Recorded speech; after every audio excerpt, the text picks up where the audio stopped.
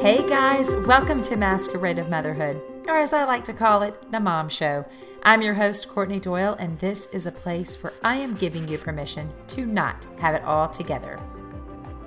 Hey guys, welcome back to the Unmasking Me series. This is part 12. I hope that you had a nice weekend. It was Father's Day weekend, which is always a nice weekend to celebrate our husbands as well as our fathers. It's a little bit of a bittersweet weekend for us because Scott lost his father, 27 plus years ago. And so, it's kind of hard because there's so many Father's Days that we haven't been able to celebrate him.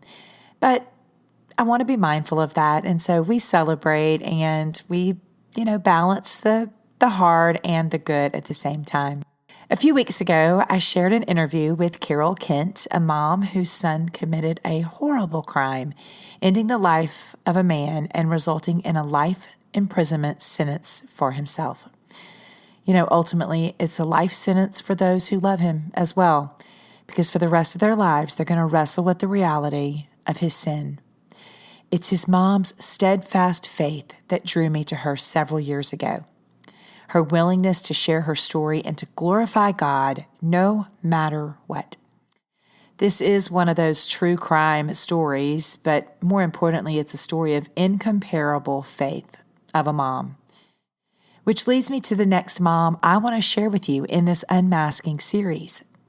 You probably never thought about the Mom Show as a true crime episode, and I have a couple of friends, one in particular, that absolutely loves true crime.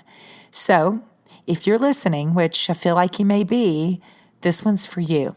I've been sharing mothers in the Bible that I have researched and tried to learn from, and this mom I found really not too long after I had found Carol Kent. It's funny how God will send you what you need right when you need it, even if you don't think you need it and you're not looking for it. He knows. In 2018, I needed the example of the testimony of Carol as much as I needed the example and testimony of this mother who is buried deep in the book of 2 Samuel in the Old Testament. Rizpah is her name, and her steadfast faith and devotion is her strength amidst terrible circumstances. So let's jump right in. The year is 1050 BC. Saul is anointed king of Israel. You can read all about his reign in 1 Samuel, and you're going to learn that Saul has demons: jealousy, disobedience, impulsivity. He was a dishonest man with a heart that shifted from belonging to God to belonging to self. All right, stay with me. Amongst other horrible things that Saul did, one was his act of vengeance against the Gibeonites during his reign. There is no explanation for his attempt at exterminating an entire community of people. What we do know is that some 30 plus years later, there's a drought and there's famine on the land of Israel. Year one, there was the excuse that maybe it's weather change. Year two, surely we're going to be free of this. This is going to get better, right? But year three of drought and famine brought questions of, is this land cursed? Let me stop right there. Have you ever faced something that just seems to drag on? You make excuses for it in the beginning. Then month after month or year after year, you begin to look at it from a different perspective. Maybe you begin to question, what caused this? What did I do to create this? Well, this is what's happening. The people are at a loss. They are desperate for answers. And so they turn to the king. Now, this king is King David. He's been in reign, and they go to him. And he seeks the Lord for answers. He wants to know, what could have brought this drought, Lord, and why are you not giving us relief with rain? And here's the response. it is that because of Saul's bloodthirsty house and the killing of the Gibeonites under his reign that you are experiencing this. King David is then tasked with the decision of restitution for this terrible sins of his predecessor. His decision is he's going to allow the Gibeonites to choose the punishment that they would like to inflict as retribution. Well, they knew no amount of money would make up for what had been done to their ancestors, but only more bloodshed for the atonement of them. You may be thinking, okay, is this some made-up horrible Netflix series? Because this truly can't be real life. But yes, my friend, this is true crime at its finest. You see, they live under the law of Moses, which required that an unsolved murder be atoned for by sacrifice. You can look that up in Deuteronomy. But I want to introduce you to a woman by the name of Rizpah. She was Saul's concubine and the mother to 2 of his sons.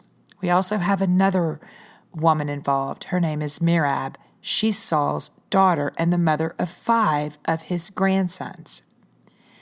Let's pick the story up in 2 Samuel chapter 21.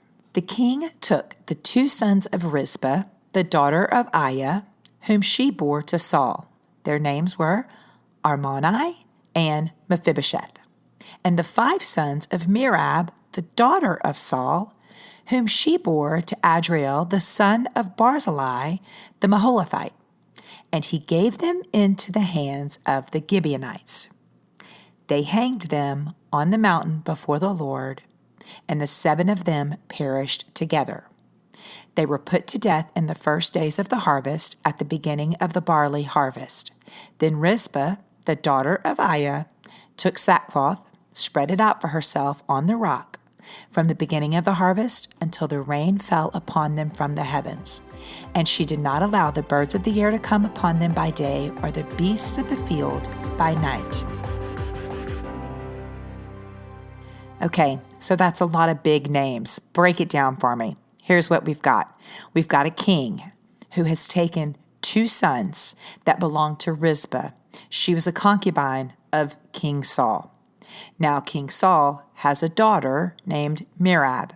She has 5 children, boys. So we've got 2 of his sons and we've got 2 of his grandsons. And the king is saying, I'm going to give you to the Gibeonites. And the Gibeonites decide that they're going to hang them, all 7 boys, on the mountain before the Lord.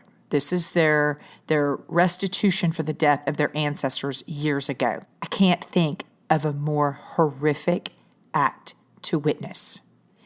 Innocent men being sacrificed for their father's sin as their mother stands by and watches. The beginning of the harvest until the end actually starts in late April, early May, and lasts until October. So this may sound a little strange. Rizpah's sons are murdered for the sins of their father alongside their 5 cousins. 7 in total are hanged. The boys are not guilty of anything other than being in the lineage of Saul. Saul had already been killed, so Rizpah's already faced the death of him. And now she's facing the death of her only 2 children. Once the boys are taken and hanged, Rizpah then takes a sackcloth, which is used in this time as a symbol of mourning. She lays it on a rock and she sits vigil over these boys' bodies for 6 months. You heard me right.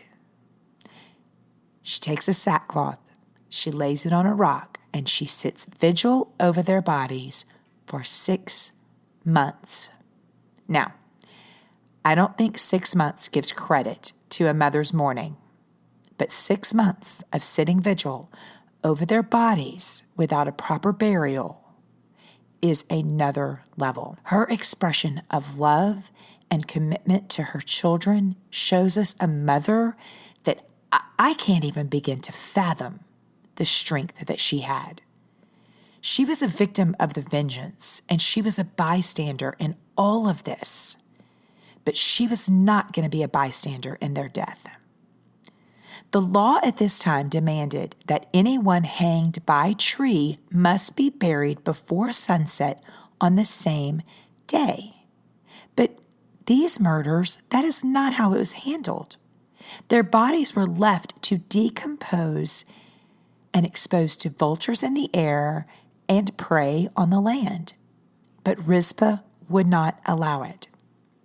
Now, I understand this all sounds, well, a lot gruesome. And why in the world does the Bible have such horrific stories of death and suffering? But there are several things about this story that jump off the page to me. Some can relate to this mother's anguish in the loss of a child. Others may not have physically lost a child, but they mourn the loss of a child's future, maybe due to an illness or an injury that has left them forever changed. We mourn a multitude of ways for our children. And just as this mother did, we sit vigil.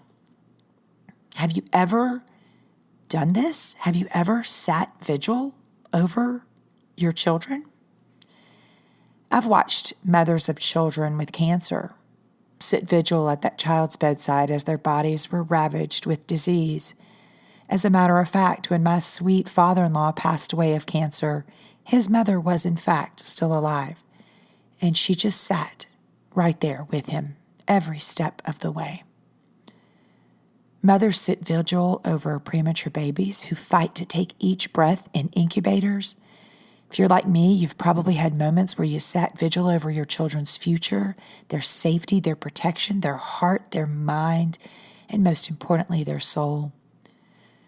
Rizpah's strength, her love, her devotion, even in suffering, and her steadfast faith are remarkable.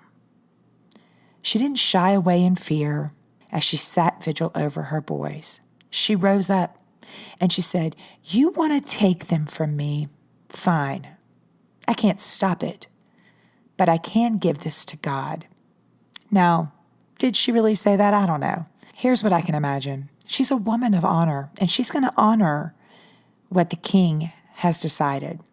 She's going to fall under and submit to that authority and that obedience of him as king, right? But she's not going to just sit back. She's going to give it to the Lord.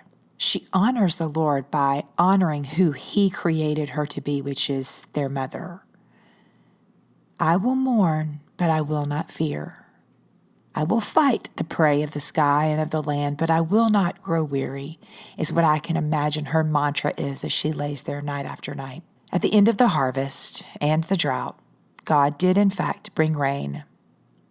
King David received word of what Rizpah had been doing, and he honored her by allowing her a proper burial for her boys, as well as a proper burial for Saul. Rizpah's vigil was over. Her sacrificial love for her children is an example and a vision that I will not let leave me. And when I think of how I can be a better mother to my children, I think of her. I also think of this. Fast forward. It's 30 AD. There's another mom sitting vigil over her son as he's hung on a cross. Mary. She watched as Jesus was also sacrificed, not for his father's sins, but for ours, you and me.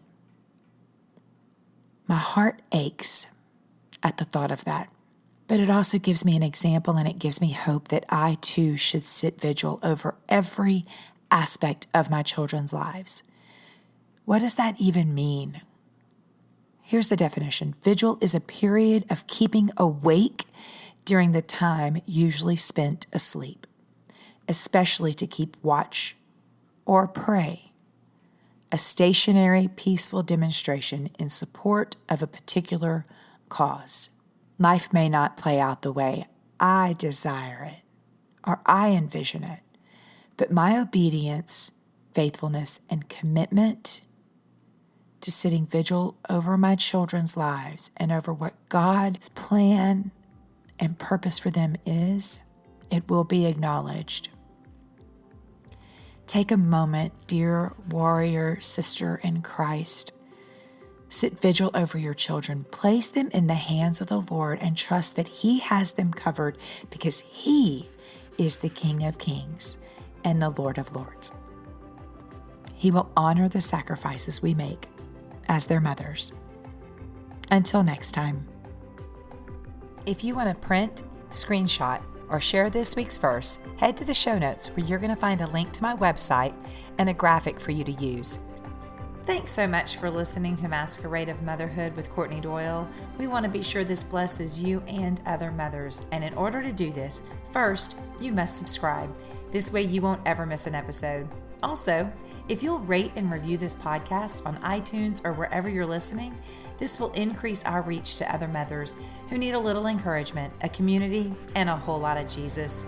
We're so glad you're here.